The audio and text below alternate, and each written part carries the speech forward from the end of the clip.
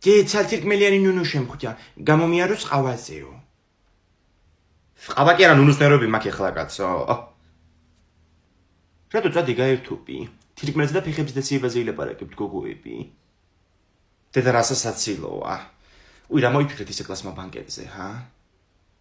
კლასმა არ ვიცი, მაგრამ მე მოიფიქრე რომ არ მივდივარ. ბანკეტის კაპის შემცმელი არა ვარ.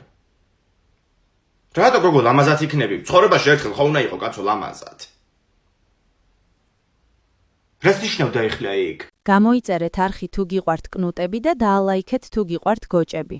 დააკომენტარეთ რომელი გირჩევნიათ. ანასტასია სულ მახინჯურად აცვია ხოლმე. სხვა ბავშვების ძებს ლამაზად აცვია სულ და ამას კიდე დაგლეჯილი ჯინსები. კუმფეხი გამოყო. მოგიწევ შენი გაზგარეში სახში დაჭირა და ნახავრაც მოგივა. ლაჭარი ბავშვი. აბა ჩემი ბანკეტი 98-ში დიდი დუჟოკი გქონდა ნაქირავები და რაც ჩვენ იქ დრო ვატარეთ. აფსოს. ანასტასიას ბანძური ბანკეტი ექნება და ხეული ჯინსებით რომ მივა. ერთი შანსი დაგჭირ თუ არ გინდა რომ საშინელება შეკიმთხვის.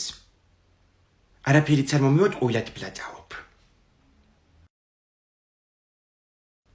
და სად გაქრა კაცო ეს ბავშვი აქ არ იყო? ომარიკო. ბავშვებთან გაიპარებოდა ეზოში არ ინერვიულო.